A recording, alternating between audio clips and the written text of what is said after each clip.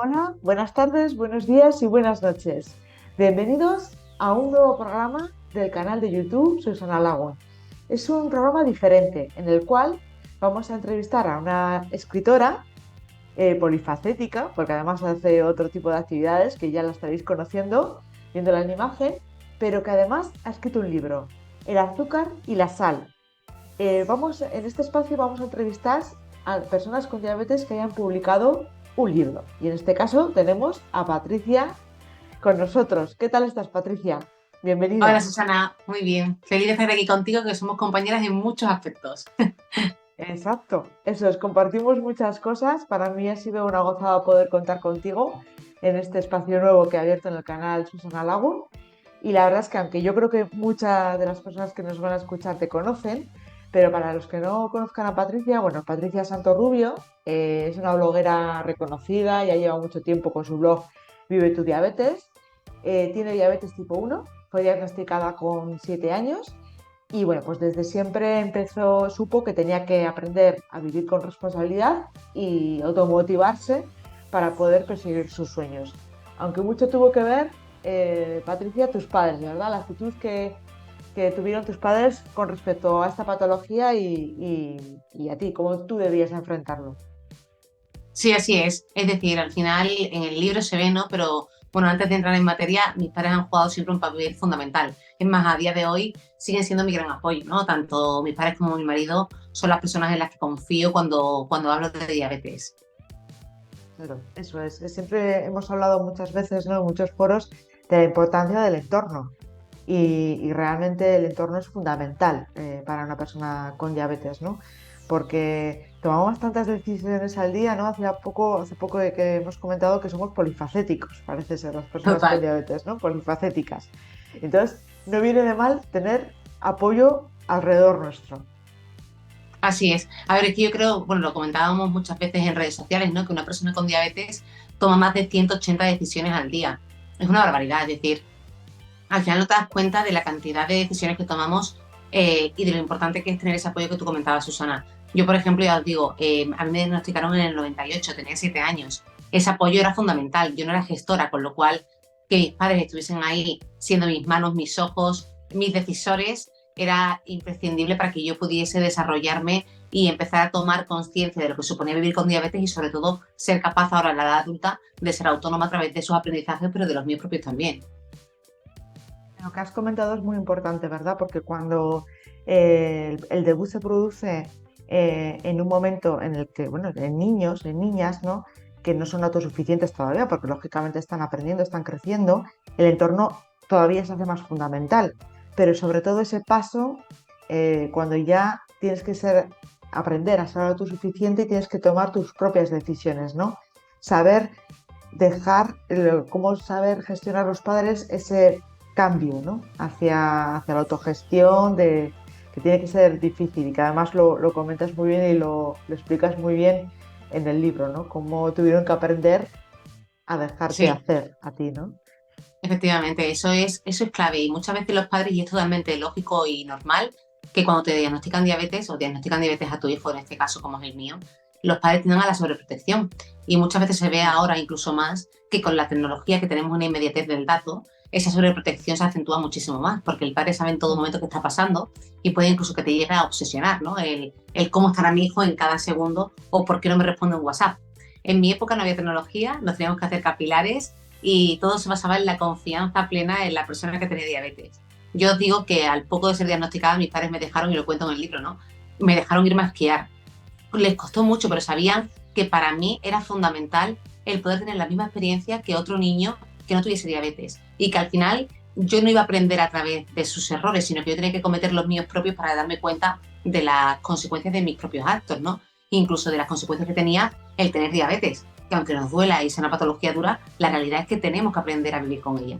Entonces, en este punto, al final, hay sobreprotección, es inevitable. Yo ahora que soy mamá, para mí, sobreprotejo a mi hija y tiene solo 7 meses. O sea, imagínate si encima lo sumamos una patología crónica, ¿no? Pero es cierto que a pesar del miedo, en el libro lo que se muestra un poco no es cómo sobrellevar las situaciones en familia, cómo enfrentarse a diferentes conflictos o emociones que se pueden generar a lo largo de la vida y cómo esa unión familiar o esa unión del entorno, si no es familia, es tan sumamente importante para que la persona acepte lo que tiene.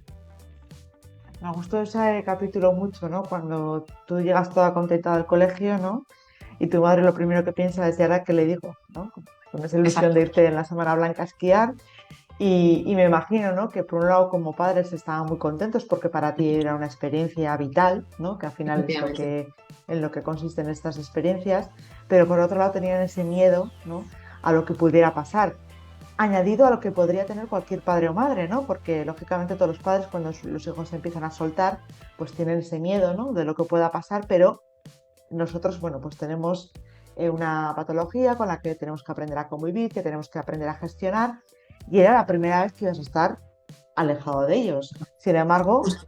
te dieron la confianza, te dieron las herramientas, que al final es como se hace libre a alguien, ¿no? Dando las herramientas para que tú pudieras vivir esa experiencia al igual que los niños de tu edad y pudieras tener esa experiencia vital. ¿Cómo lo recuerda Patricia? Pues mira, yo lo recuerdo una de las mejores experiencias de mi vida infantil, ¿no? Obviamente después he tenido muchas, pero en ese momento era la primera excursión, apartando la diabetes, olvidémonos de la diabetes. Yo tenía una edad en la que era mi primera excursión sola, real, a un sitio con mis amigos, a esquiar, que no lo había hecho nunca, era como una emoción máxima. Para mí, porque mis padres debatieron diferentes situaciones, ¿no? De qué hacían, si un poco me espiaban o no, o tal. Al final dijeron dejarme ir de manera autónoma. Al final yo lo que sentía era la corresponsabilidad de decir, mis padres han confiado en mí y tengo que ser responsable de hacer las cosas bien, pero por otro lado tenía un poco de miedo de equivocarme, porque claro, nunca había estado tan sola, ¿no? Entonces tienes esa doble vertiente, pero al final lo que premiaba cuando terminó, no en el que terminas y dices tú todo ha salido bien, es el sentirte orgulloso de uno mismo, es decir, lo he hecho bien, ¿no? Y que tus padres te digan, me siento orgulloso de ti porque lo has hecho muy bien, incluso teniendo pequeños matices. No es, o sea, muchas veces decimos, lo haces todo bien y por una cosa no se recuerda siempre lo malo. No, no, vamos a fijarlo en todo lo bueno que has hecho. Entonces, mis padres siempre me educaron y me enseñaron a ver la parte positiva de las cosas. Y de esos pequeños fallos, porque no me gusta decir errores, porque al final son pequeños fallos porque te vas a equivocar tantas veces con diabetes que no puedes decir que sean errores. Son pequeños fallos de los que vas a aprender y ese era el aprendizaje que decíamos, vale, ¿por qué nos ha pasado esto? Es decir, siempre intentábamos reflexionar y todo el libro va hacia esa reflexión, hacia ese aprendizaje continuo, ese ver los momentos buenos que tienes a pesar de vivir con una patología crónica y de cómo y lo importante que es reconocerse a uno mismo. Claro, y saberlo gestionar, ¿no? Y ser sincera, porque tú fuiste sincera con tu madre cuando hablaba contigo por teléfono, ¿no? Y Mm, le comentabas lo que había salido bien y lo que no había ido bien durante el día, ¿no? Lo efectivamente. cual eso os unía todavía más y les daba más confianza para la siguiente vez.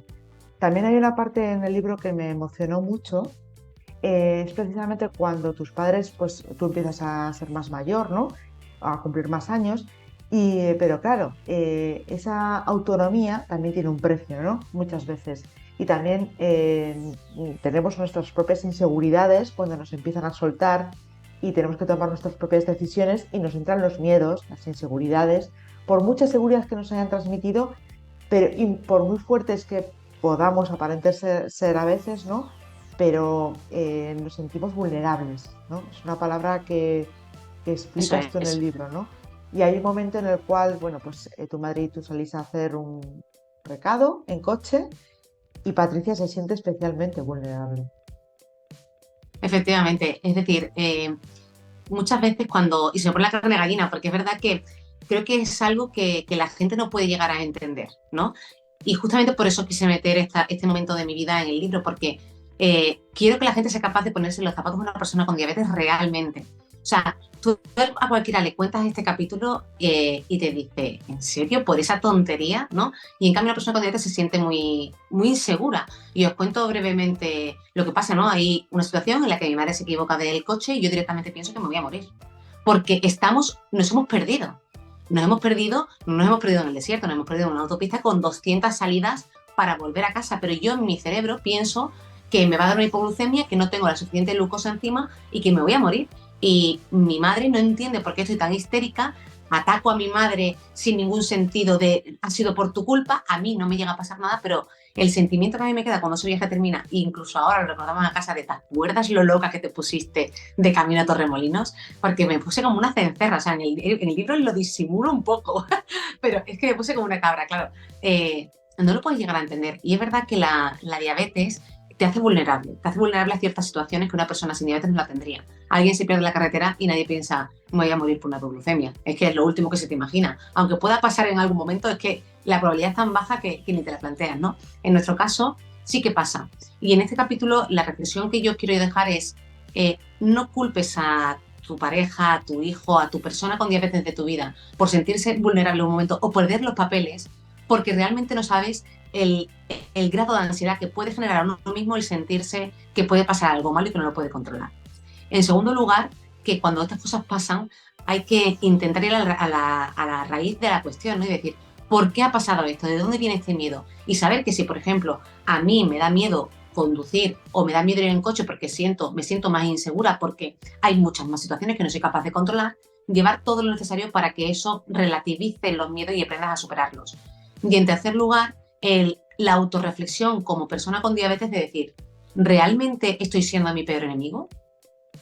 Es decir, ¿realmente soy yo la persona que me estoy haciendo pequeñita y me estoy limitando a mí mismo? Creo que en el libro hay muchos detalles de estos, ¿no? Que van justamente siempre a la reflexión del entorno y la propia personal. Y creo que eso es muy importante cuando tenemos diabetes. Yo cuando leí ese capítulo me sentí totalmente identificada. Creo que cualquier persona con diabetes lo va a entender y va a empatizar mucho con ese capítulo, porque todos a una vez que otra nos hemos sentido vulnerables, ¿no? Pero estoy totalmente de acuerdo en todo lo que has expuesto ahora mismo, porque nosotros tenemos ese poder, ¿no? El saber qué es lo que nos hace sentirnos así, cómo poder mejorar esa situación, ¿no? Porque hay opciones para poder mejorar esa opción. Por ejemplo, cuando vamos en coche, llevar siempre geles o pastillas de glucosa al lado, llevar comida siempre, llevar cuando salimos de viaje más glucómetros, más tiras de lo habitual, ¿no? Algo que nos haga sentir más tranquilos. Incluso, Susana, Em, perdón que me interrumpa, yo, por ejemplo, ahora de adulta, yo tengo mucho miedo a las caravanas. No sé por qué, las caravanas tengo hay como un tic de pánico, porque encima yo vivo ahora en Madrid, aunque soy de Cádiz, y claro, las caravanas en Madrid pueden ser 10 minutos o 3 horas. Entonces, claro, tengo como la sensación constante de que me voy a quedar atrapada en un montón de coches imposible de salir. Y cuando hay una caravana, siempre me sube un poquito el nivel de ansiedad y la sensación de ¿cómo nos sentimos? ¿Estamos bien? Vale. Yo, por ejemplo, lo que hago siempre es llamar a mi marido o a mi madre y hablar con ellos por teléfono, cambiar el tema, cambiar el chip y pensar en otra cosa. Muchas veces hay muchísimas técnicas, cada uno le funciona una, pero al fin y al cabo hay que hacer lo que a nosotros nos haga sentir bien. Pero no por ello dejar de hacerlo. Es por lo supuesto, importante. por supuesto, saber cómo hacerlo, simplemente saber cómo hacerlo, Efectivamente. igual que la diabetes, saber cómo hacerlo. Y tenemos herramientas suficientes, chicos, chicas, ¿eh? Que todos los días tomamos decisiones. Más de 180, ha dicho Patricia. Yo, fíjate que creo que a veces está más, ¿eh? Seguro. Y, fijaros, a mí me ha recordado mucho también esto que hemos estado hablando, una frase que escuché hace, pues, dentro de poco, era un año, en el Diabetes Experience Day, Violeta Porté, que dijo que cuando había sido diagnosticada en diabetes, había sentido que de repente la espontaneidad había abandonado su vida. Y yo fíjate que llevo 30 años con diabetes, pues hasta ese momento no fui consciente de esto, ¿no?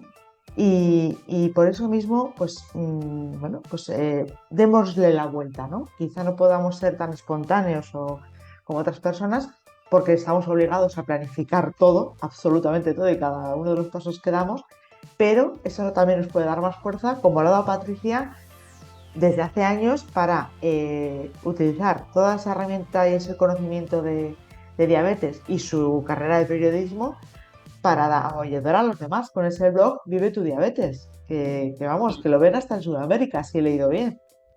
Sí, la verdad que con el blog, bueno, el blog ha sido creo que la punta de lanza de todas las cosas bonitas que han llegado después, ¿no? Yo empecé en el 2011, siempre lo cuento, Susana, y seguramente que tú ya te lo sepas, pero bueno, por si alguien no lo sabe, nace de un proyecto de clase, yo estaba estudiando periodismo, nos dicen hacer un blog para demostrar nuestras habilidades comunicativas, escribir y demás, y después de darle muchas vueltas decía yo, jolín, ¿qué tengo yo que aportar con 21 años al periodismo estricto, profundo, con toda la gente que hay? O al deporte. Yo me gusta el deporte, pero hombre, para dedicarme a esto, pues tampoco. O la moda. Me encanta la moda, pero todos los días escribir de moda no encontraba nada que fuese como vocacional, que yo dijese, guau, es que esto siempre me va a gustar y siempre me va a interesar. Y entonces me puse a ver en la red y un día digo, oye, secreto de diabetes, total, que me puse a buscar, todo era muy científico, muy coloquial, y digo, ostras, de esto no me puedo aburrir en la vida porque es que vivo con ello. O sea, es que siempre voy a tener algo que contar sobre la diabetes.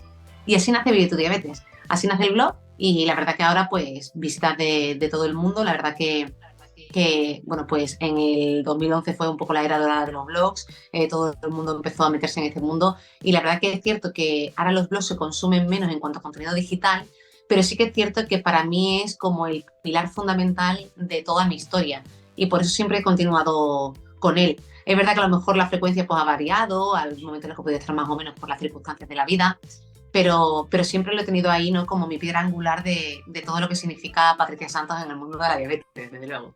Y además es una información importante, accesible para todo el mundo y veraz, ¿no? Y que aportas muchísimo a la comunidad en diabetes, ¿no? Que al final pones tu granito de arena, que eso que empezó como un proyecto en la universidad, ¿no? Ha crecido y has aportado mucho. Volviendo al libro, hemos hablado antes del entorno, hemos hablado sobre todo del entorno familiar, de tus padres, de tu hermano, pero por supuesto hay una figura muy importante de la persona con diabetes, que es en el sector sanitario, el endocrino o endocrina. Néstor, fue muy importante para ti, para tu madre, ¿no? Sí, yo lo digo y lo seguiré diciendo siempre, fue nuestro ángel de la guarda.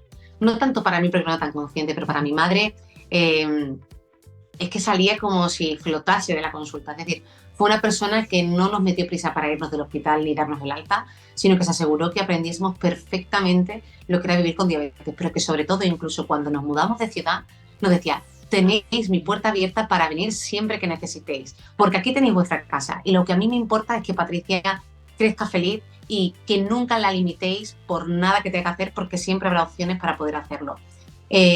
Néstor, es que de verdad es de esos endocrinos que tú dices, ojalá hubiese uno en cada hospital al que una persona con diabetes le diagnostican, ¿no? Porque él no tenía diabetes, pero tenía la sensibilidad de ponerse y empatizar contigo para ponerse en tus zapatos. No había preguntas tontas, no había preguntas repetidas, no había conceptos ya aprendidos.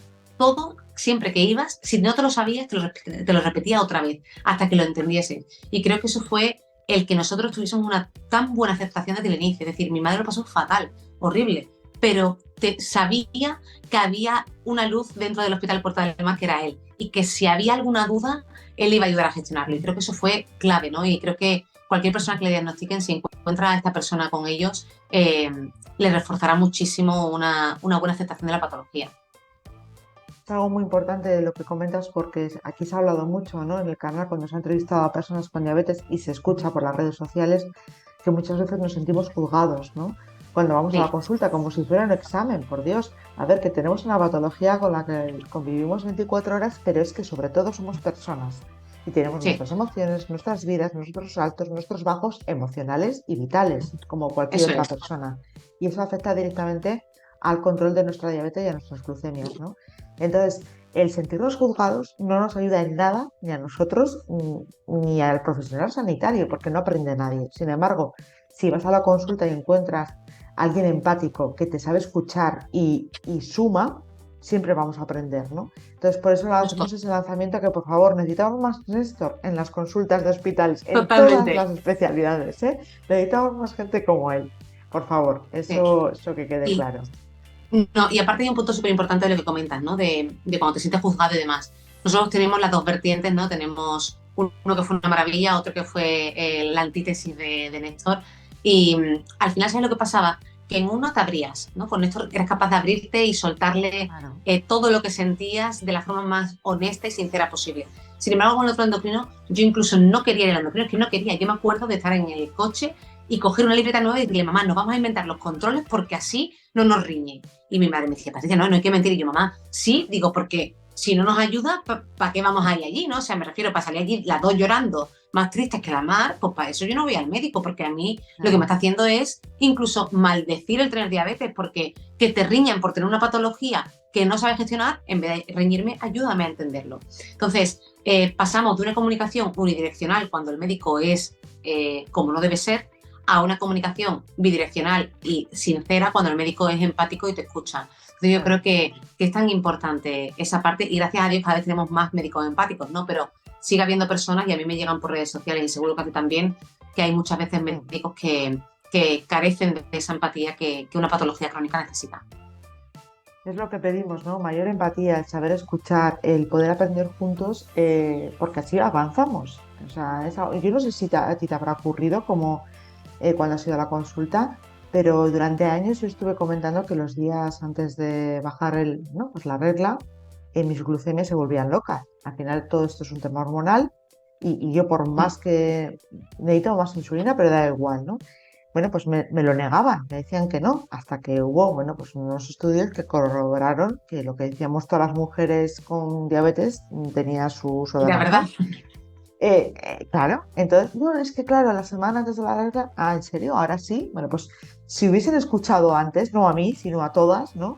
Yo creo que otra cosa, ¿no? El poder aprender juntos. Al final somos personas que estamos todo el día con ella, con lo cual sabemos que tiene su propio carácter, la diabetes, ¿no? pero justo por eso se dice la frase típica, ¿no? De cada diabetes es un mundo y muchas veces el paciente conoce mejor su patología que el propio médico. No porque el médico no sea un profesional que conoce perfectamente la No, diabetes, es que la no, diabetes hay una parte teórica que es común para todos, pero después la adaptación a la práctica real de cada paciente es otra cosa totalmente diferente. claro, Entonces, por eso es claro. tan importante esa comunicación continua con tu endocrino, porque si no, es que a tu endocrino le falta información y tú te quedas igual que llegaste, sin saber nada más. Hay un capítulo que me gustó también, no por lo que cuentas, sino cómo lo cuentas y lo importante que es contarlo, porque se habla ahora mucho del tema del bullying en los colegios, ¿no? Que nos afecta a la persona diferente y a ti no te pasó exactamente en el colegio, te pasó en un entorno, pero me llegó muy hondo, ¿no? Un comentario de un chico que se llamaba José, ¿no? Que te dijo algo bastante duro y que fue como un golpe de realidad, ¿no? Quizá tú hasta entonces, pues como habías vivido como Patricia, como una niña, como eras una niña, entre algodones, digamos, ¿no? Que todo el mundo te sonreía y te tendía la mano, pero ahí te diste cuenta que la crueldad también existía, ¿no? Y sobre todo que señalaba muchas veces a las personas que somos diferentes, ¿eh? Que al final Justo. todo el mundo es diferente.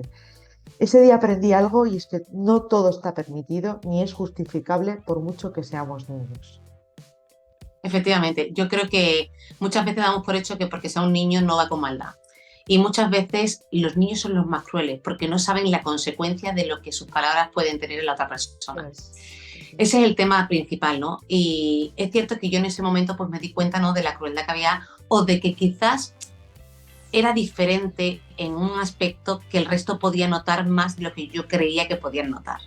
Yo nunca había tenido complejos, ni los he tenido a lo largo de mi vida, pero es verdad que fue como, me están criticando por algo que yo no puedo cambiar. O sea, te pueden decir que eres antipática y puedes intentar pues, ser más amable. Te pueden decir que eres muy graciosa en exceso y decir, pues voy a serlo un poquito menos. Pero la diabetes yo no la podía cambiar. Yo no podía dejar de pincharme, yo no podía dejar de hacer muchas cosas. Y que se metiesen con mi patología y me acusasen a mí, ¿no? Y me identificasen a mí de manera tan peyorativa, me dolió. Me dolió porque además pasa una cosa, ¿no? Y que suele pasar a menudo, y es que tu entorno no te defiende. Entonces, te quedas un poco diciendo, ¿qué hago? En ese momento, claro, pues te quedas perplejo, ¿no? Yo en mi caso, pues me fui a mi madre y fue cuando llegué a ella, cuando rompí a llorar, diciendo, ¿por qué pasa esto? Claro, mi madre, en modo loba de la manada, dijo, voy allí, hablo con la madre y hago lo que haga falta, ¿no? Pero eso, yo dije en ese momento, no hables nada, ¿no? Pero yo sé que ella tuvo que decir algo porque eso no se volvió a repetir. Pero es cierto que es muy importante que también hagamos a nuestros hijos, a nuestras personas que conscientes de que puede que no todas las personas puedan ver la patología de la forma tan amable que podemos verlo nosotros en casa. Y que eso puede pasar. Y sobre todo creo que hay que educar a nuestros hijos o a nuestro entorno a que si eso pasa, cómo tienen que proceder. Es decir, no quedarnos callados. Porque claro, esto también depende mucho de la personalidad. Si tú eres una persona más tímida, te dicen eso y a ti te hunden. Si tú eres una persona más echada para adelante, pues a lo mejor contestas. O si eres una persona que está en medio, como puedo ser yo, que soy para una cosa echada para adelante, para otra más tímida, para otra sal, claro, te quedas y dices tú, ¿para dónde tiro? ¿No? Entonces, a mí mis padres, por ejemplo, lo que me dijeron es, esto nunca lo vas a poder evitar. Pero no lo vas a poder evitar hoy, ni mañana, ni nunca. Lo que tú puedes decidir es cómo te afecta y cómo te comportas con esa persona que te lo ha dicho. Entonces, y a partir de ahí dije, oye, y aparte de eso, ¿no? Cuando te digan algo que es mentira, desmiéntelo, es decir, pelea tu criterio y defiéndelo con toda la fuerza del mundo, porque la única que puede ahí ponerse en su lugar eres tú. No puedes esperar que el resto haga las cosas por ti. Entonces, ahora mismo, y se lo extrapolo a otra situación, ¿no?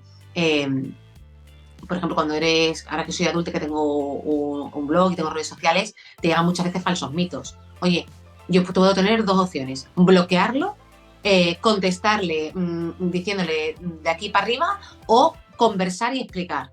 La primera no me aporta nada porque aparte no estoy ayudando a nadie, porque si a mí me lo dice se lo va a decir a 7 más y seguramente no haya alguien que no sepa la respuesta real. La segunda, ponerlo de vestido de limpio, tampoco me va a ayudar porque él va a entrar en una dinámica mala y yo también. Y la tercera es la que me sirve. ¿Por qué? Porque a lo mejor esa persona sigue haciéndolo, pero en mí no quedará que yo le he puesto en su sitio y he podido decir, oye, que sepas con toda la educación del mundo que esto no es así, que esto es asado y tal. Entonces, yo creo que la forma de dialogar de manera educada y cuando tú tienes las cosas tan sumamente claras, a la otra persona la desmontas. Cuando te dicen algo y vas tan sumamente claro y seguro de ti mismo, la otra persona se queda como diciendo, no me esperaba esta reacción, porque la normal es bloquear o insultar. Claro, esa es la fácil, la que está buscando además la otra persona, pero cuando tú le contestas con totalmente claridad y tranquilidad y seguridad en ti misma, bueno, pues ya la desmontas totalmente, ¿no? Desmontas a la otra persona que solamente busca la destrucción y hacer daño, que no tiene otro argumento Justo. posible, ni en la diabetes ni en nada en la vida. Pero pues para él va. Eh, Hay algo que me hizo mucha gracia, ¿no? Y que creo que es algo que se ha discutido muchas veces, la palabra debut. Por supuesto hubiese preferido debutar como cantante, pero debuté como paciente con diabetes. Y cuando las cosas pasan, de nada sirve anclarse en el pasado, sino que hay que mirar al presente y pensar que cada día de nuestro futuro puede ser mejor si ponemos empeño en ello. ¿Tú cambiarías la palabra debutar? Pues sí, o sea, yo creo que podemos diagnosticarnos, ¿no?, de diabetes.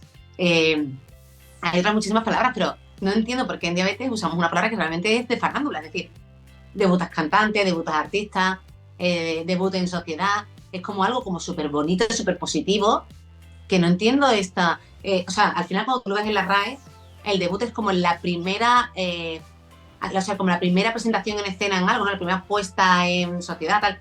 O sea, yo en diabetes, que de verdad que en la palabra de debut, que venga un médico y me lo explique, porque no entiendo a quién se le ocurrió la palabra debut. Que me da igual, o sea, pero siempre intento no decir la palabra debutar, intento decir me han diagnosticado, me detectaron diabetes a los 7 años. La palabra debut me suena, pues, no sé, muy folclórica. Sí, sí, estamos de acuerdo. Es verdad que a mí se me escapa, pero cuando he dado conferencias o charlas o tal, muchas veces lo digo. Y me acuerdo que en una Sí, de ellas una mamá me dijo, por favor, no vuelvas a decir la palabra para debut. Es que es cierto, es que lo tenemos tan interiorizado, ¿no? sí, Que se nos escapa. Pero es que los propios sanitarios lo dicen. O sea, lo dicen, sí. tenemos un debut en diabetes. ¿Cómo que un debut? ¿Qué pasa? Un día me levanto y digo, ¡ole! Se lo- Vamos para la fiesta. Claro, es que es Vamos, ¿no? curioso, ¿no? Que usemos la palabra debut. Pero bueno, es algo que yo me imagino que irá cambiando con el tiempo como Sí, otras cosas han cambiado, ¿no? Esperemos. Y para eso también sí. tendremos que poner nuestro granito de arena, Patricia. Eso tenlo en Además, de cuenta. verdad. Hay algo que también me ha gustado mucho y es que tu madre de alguna forma te enseñó a identificar las señales para que tú reconocieses enseguida las hipoglucemias, ¿no? O los cambios de glucosa, algo tan sumamente importante en aquella época en la que, bueno, yo comparto contigo que no teníamos ni sensores ni Nada. monitores, ¿no? Pero que creo que se está perdiendo ahora y que quizá debería de recuperarse, ¿no? Por supuesto, sin decir, sin menospreciar a la tecnología, por supuesto que no, que está muy bien, pero que sí que el saber conocer nuestros propios síntomas ayuda mucho en la gestión, ¿no? Sí, absolutamente. Mira, hay una cosa que yo veo mucho y me encantaría que se hiciese un estudio sobre esto porque estoy seguro que saldrían datos muy interesantes. Eh, Actualmente hay muchísima más población pediátrica con hipoglucemias inadvertidas de las que había en nuestra época. ¿Sabes por qué? Porque tenemos alarmas cuando somos niños en 100. ¿Qué pasa? Que a lo mejor es que no han sentido una hipoglucemia nunca. ¿Por qué? Porque siempre en 100 le estamos dando glucosa y cuando llega a 50 es tan claro el síntoma que al niño no le ha dado de tiempo de anticiparse, de entender que ese síntoma va previo a una hipoglucemia. Yo, por ejemplo, siempre digo que yo durante toda mi vida me he entrenado en identificar mi hipoglucemia, incluso ahora. Incluso a mí, por ejemplo, me gusta no depender al 100% de la tecnología, porque como he vivido tantos años sin ella, no la necesito. La quiero, pero no la necesito. Es decir, yo puedo vivir sin tecnología, gracias a Dios. ¿Y por qué digo esto? No porque obviamente crea que hay que vivir sin ella. Ojo, por favor, no cojamos las cosas con pinzas. Sino porque al final la tecnología falla. Hay sensores que fallan, hay sensores que no calibran bien, hay sensores que te dan falsos picos o falsas bajadas. El tú saber realmente cómo te sientes te ayuda a entender si realmente tu sensor va bien. O que incluso si mañana te vas de viaje, te llevas un sensor, vamos a poner que no te vas de viaje varios días, o sea que no te llevas nada de repuesto porque vas y vuelves en el día, pero te vas a las 8 de la mañana y a las 8:30 cuando estás montado en el avión pasas por un sillón y te arrancas el sensor. Y tienes que vivir todo ese día sin sensor. ¿Qué haces? ¿Te mueres? O sea, ya no puedes vivir, claro, porque el nivel de ansiedad es tan sumamente alto porque nunca has vivido sin sensor, que es que la vida se acabó en ese mismo instante. Claro, yo lo pienso, si yo no hubiese estado con capilares nunca, yo diría, es que si no tengo un sensor que me diga la tendencia, ¿cómo voy a vivir? ¿No? Es decir, yo me lo comparo como ahora con Google Maps. Yo no sé cómo te lo hacían antes con los mapas, o sea, me refiero. O sea, yo con Google Maps no vivo porque sin él, imposible. Pues un poco es lo mismo en la diabetes, ¿no? Entonces, lo que yo siempre digo es, vale, es cierto que no vamos a dejar de usar la tecnología, y menos cuando somos niños, porque si es un niño muy pequeño, lo más importante que premia es la seguridad. Pero si tú tienes una hipoglucemia con un sensor, tú mides en capilares una hipoglucemia, tú puedes ir entrenando a tu hijo y decirle, ¿qué es lo que hacía mi madre conmigo? ¿Cómo te sientes? Oye, pues me siento mareada. Vale, mareada. Y apuntamos que ese día te sentiste mareada. Y algo más, me tiemblan las manos. Y te tiemblan las manos. Al día siguiente, ¿cómo te sientes? No me siento nada, mamá. ¿No te sientes mareada? No. ¿Te tiemblan las manos? No lo sé. A ver, pon la mano así. Y veía si temblaba, ¿no? Lo típico. Pues sí, le tiemblan las manos. Y algo más, tal. Íbamos haciendo como un seguimiento de todas las hipoglucemias. De tal forma que yo llego a un momento, incluso ahora, que yo estoy en 100 y yo empiezo a decir, ¡buah, me está bajando la glucosa! Pero si estás en 100, digo, me está bajando la glucosa, que yo lo sé que me está bajando. Y soy capaz incluso de anticiparme una hipoglucemia sin necesidad de un sensor. Eso son las alarmas naturales que nos manda nuestro cuerpo para advertirnos de situaciones peligrosas. Pero para poder advertirlas tenemos que entrenarnos. Porque yo a lo largo de mi vida también he visto momentos en los que unos síntomas eran claros de hipoglucemia y de repente al año, a los 2 años, se han convertido en síntomas de hiperglucemia.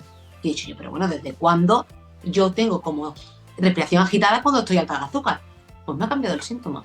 Y eso me ayuda, ¿por qué? Porque yo me autoanalizo cada vez que algo pasa.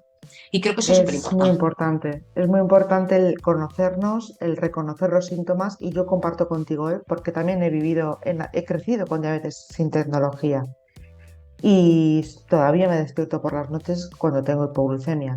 Y creo que es vital. Lógicamente utilizo la tecnología y muchas veces pienso, ¿cómo me pude ir hasta el monte, a tal montaña sin sensor, nada, ¿no? O sea, ahora digo, estaba loca, ¿no?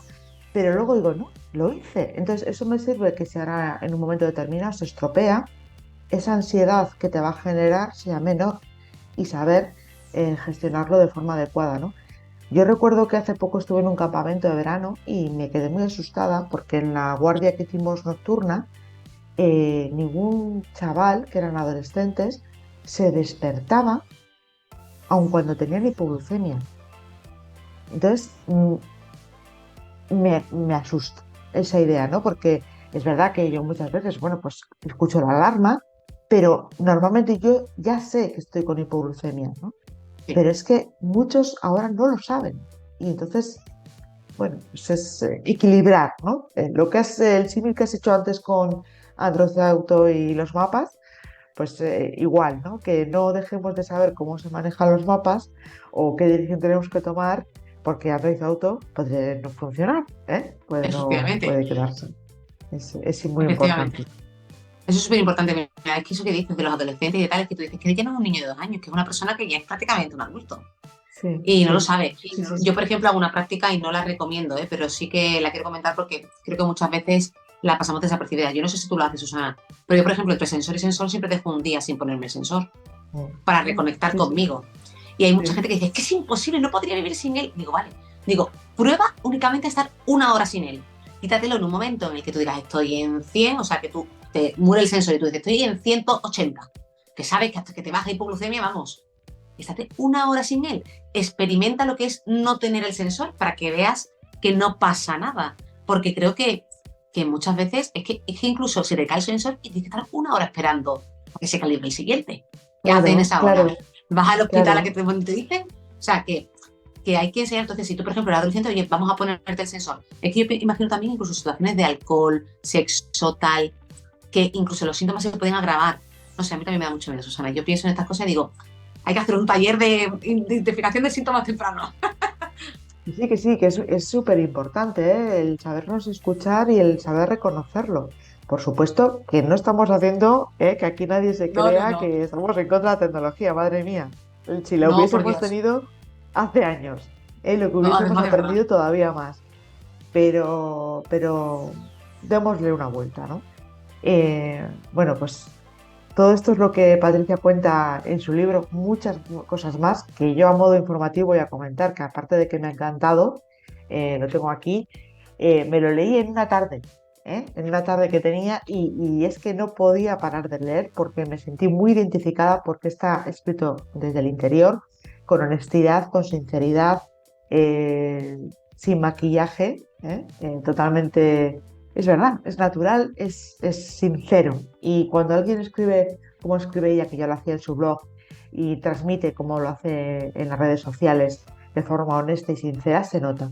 Y este libro, Patricia, está escrito de esa forma. Así que te doy muchísimas las gracias por haber hecho este libro, de verdad, por haber escrito y publicado este libro, El azúcar y la sal, vivencias de diabetes a corazón abierto. Aquí tenéis, aunque he puesto aquí la portada, que esta portada me encanta. ¿Dónde lo puede conseguir la gente? ¿Dónde puede adquirirlo? Bueno, después de este comentario, lo primero, muchísimas gracias, Susana. Me alegro muchísimo que te haya gustado. Y para mí es un placer y un honor te hayas sentido así, ¿no? De emocionada, de feliz, de identificada. Porque al final creo que escribir, tú bien lo sabes que también escribes, lo más bonito es el poder causar emociones en la gente que te lee. Así que me Claro. siento con el objetivo 100% cumplido. Respecto a adquirirlo, pues mira, está en varias plataformas. Está en Amazon, está en la Casa del Libro, está en Snack, está en la librería de la U, en Colombia, está en Apea. Es decir, están en diferentes plataformas. Yo, por ejemplo, lo que siempre recomiendo, si queréis buscarlo, es ponerlo en Google o si no directamente, pues la plataforma habitual que casi todo el mundo compra ahora, pues es por Amazon. Pones en Amazon el azúcar y la sal y ya te saldrá por ahí. Yo también lo tengo aquí. Me lo he traído por si está aquí. Una pregunta. ¿Sigues celebrando el Día Besaudio? El día, sí, sí que lo celebramos. Sí, sí, lo Bueno, celebramos. A ver, no hacemos una super fiesta, ¿eh? Pero sí que decimos, ¿sabes que hoy hago un año más? O sea que al final yo creo que todo esto en la vida es actitud y actitud por supuesto, pero sobre todo actitud. Yo creo que cómo te tomes las cosas van a definir lo feliz que seas. Siempre va a haber baches y siempre va a haber momentos mejores y peores y eso no te va a hacer mejor ni peor, pero sí que es cierto que como los afrontes te van a ayudar muchísimo. Y yo, por ejemplo, el aniversario, y también lo explico, no, pero lo tomo como el reconocimiento de decir, otro año más que llevo con esto, que ya son 25, en lo que estoy sana como una pera, en los que sigo controlándome, en los que sigo sin limitarme, sin dejar de hacer nada de lo que me propongo. Y creo que eso es para celebrarlo. Es otro año más exacto. haciendo todo lo que quiero. Eso hay que celebrar. O sea, es celebrar para mí la vida. Celebrar la vida, es que la felicidad. Pues felicidades, Oriana, como se dice aquí en el norte. Yo invitaros a todos y a todas a adquirir este libro, de verdad que está escrito desde el corazón, que os va a encantar. Vais a descubrir que es el Diabesaurio, y a lo mejor tenemos aquí todos celebrando también. Y voy a improvisar, ¿vale, Patricia? Vale. Lo hago alguna vez cuando se me va, ¿eh? Y voy a dedicarte, bueno, pues escribí cuando hice 25 años con diabetes un pequeño párrafo, lo voy a tunear para ti, ¿vale? O sea, que Ay, espero qué bonito. que te guste. Así que si me sale un poquito mal, lo siento, Pero bueno, esto es lo que tiene la improvisación. Ya que la diabetes no nos deja, vamos a tener un poquito de improvisación en este espacio. Así que para ti va, ahora voy, allá va. Una niña de 7 años está en el box de un hospital. Está asustada. El personal del hospital habla de ella como la chica que acaba de debutar en diabetes. Ha visto a su mamá que está muy triste. Por lo tanto, ella sabe que algo ocurre.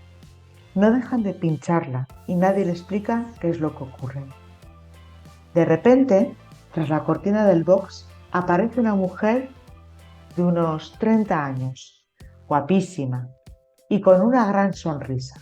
No la conoce, pero le transmite tranquilidad. ¿Quién eres?, le pregunta la mujer. Hola, Patricia, soy una amiga que quiere animarte. Sé que estás triste. Yo también tengo diabetes, desde que era una niña. Sin embargo, quiero enseñarte la de cosas que he vivido desde entonces. Ya, contesta Patricia. ¿Y qué has hecho? La mujer empieza a contarle historias fantásticas de países donde ha visitado, de la carrera de periodismo que ha estudiado, de un blog maravilloso donde ayuda a las personas con diabetes. También le habla de su marido, Borja, y de su hija, Alejandra. Le cuenta todas las experiencias que tuvo cuando fue por primera vez a esquiar en la Semana Blanca y le enseña un libro que le dice que le va a regalar, El azúcar y la sal. Patricia está alucinando y le pregunta, ¿y la diabetes? Esta, contesta la mujer, siempre viaja conmigo a todos estos lugares, pero jamás me ha limitado a perseguir mis sueños. Tienes que ser paciente, aprender a controlarla y no rendirte nunca. Jamás pierdas esa sonrisa. Patricia está encantada, quiere preguntarle muchas más cosas, pero la mujer se levanta. ¡Espera!, exclama Patricia, ¿quién eres? La mujer se da la vuelta y sonriéndole le contesta, lo sabrás dentro de unos años. Ahora tengo que marchar a presentar El azúcar y la sal. Patricia está alucinando, pero esa mujer la ha animado. Pronto se queda dormida para empezar a soñar. Qué bonito, Susana, me ha encantado. Precioso, me Bueno, encanta. Muy bueno, pues bonito, para pues sí. ti, Ojalá con... pudiésemos hacer todo eso, ¿no? Ir a nuestro niño y decirle, no te preocupes que mira en lo que te has convertido, ¿no? Todo lo que vas a poder hacer. Ojalá Lo que estás sí. haciendo, Patricia, lo estás haciendo cada día que escribes en tu blog, cada día que transmites algo en las redes sociales y con este libro lo estás haciendo. Estás contando a otras mamás y otros papás que es posible, estás provocando una sonrisa en muchos niños y muchas niñas y adolescentes con información veraz y sincera y eso siempre llega al corazón. Así que desde este espacio te quiero dar muchísimas las gracias por haber querido participar, por estar siempre ahí, porque siempre has estado ahí, ¿eh? Cuando bueno, pues nos has entrevistado, nos has dado visibilidad, nos has echado un cable y eso, aunque todavía no nos hayamos conocido en persona, eso cambiará, eso seguro que Además, de cambiará. verdad. Seguro que sí. Un besito enorme, Susana. Muchísimas gracias Un por la entrevista, ha sido abrazo magnífica. muy, muy grande a todos y a todas. Ya sabéis, el azúcar y la sal, no os lo perdáis. Y ya sabéis, os espero en el próximo capítulo de Libros de Personas con Diabetes, que tenemos muchas historias que contar, muchísimas. Un abrazo a todos, cuidaros.